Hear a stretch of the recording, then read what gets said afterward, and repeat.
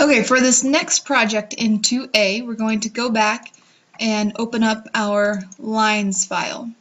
So open up your lines file, and we're going to add some style to our stroke or our lines. So under Object, you're going to open your Fill and Stroke, and that's going to open a Fill and Stroke panel over here to the right side of your screen.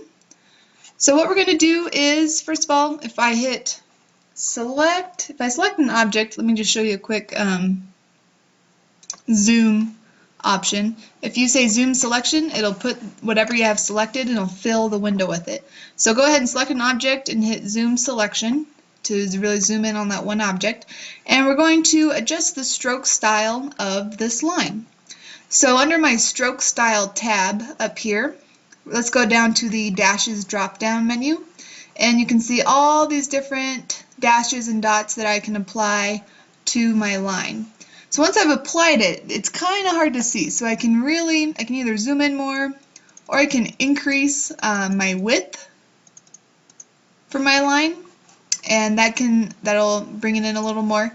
And actually, you can also mess with the caps on your dots. So what the cap does is it adds either the square or the rounded or the I call it kind of the lengthened square cap, or the butt cap's kind of the short cap. Then we have a rounded cap or a square cap. So the rounded cap kind of rounds off all my sharp edges of the line, and then the square cap has kind of a longer fill. So this line will be a good example. So this is a butt cap, round cap, square cap for this line. So you can adjust the width of the line by either clicking on the up and down arrows, or you could highlight, type a number and hit enter, and it'll automatically apply it to that line.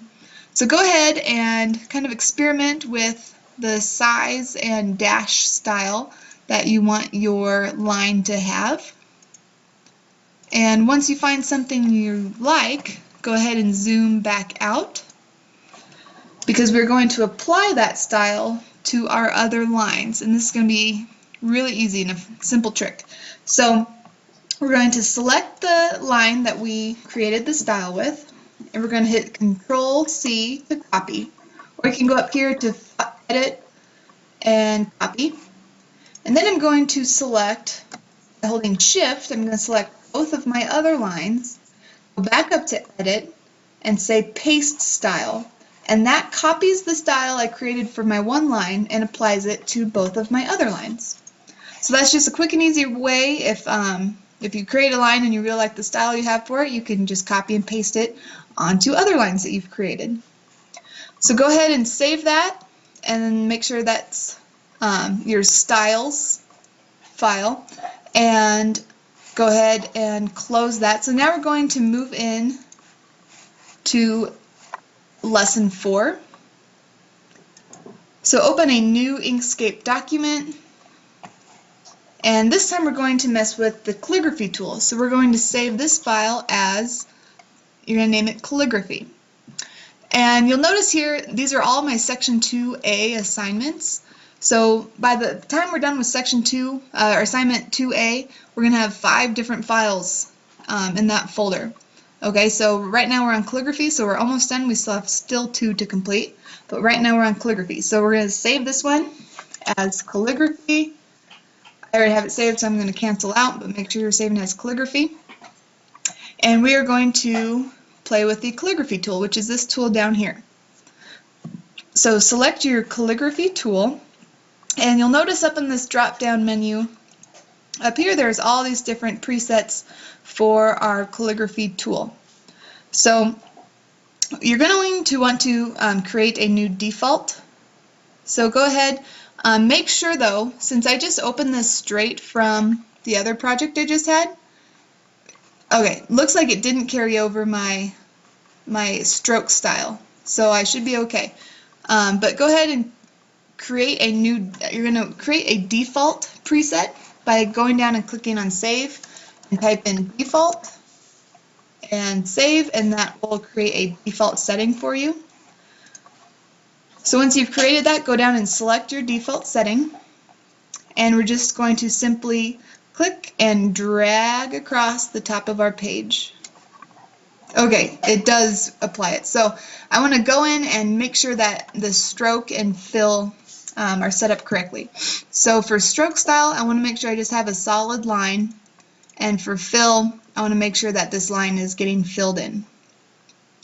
So, or I could turn actually we should turn our stroke off completely for this calligraphy assignment. So make sure your fill is selected as a full fill, and turn off your stroke paint so that we're just seeing the fill part for now.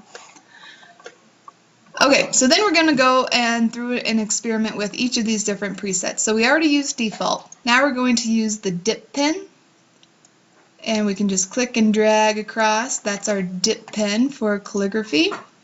Next is marker.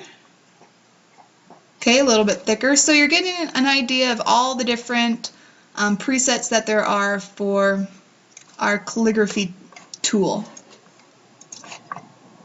So kind of neat, kind of fun to experiment with.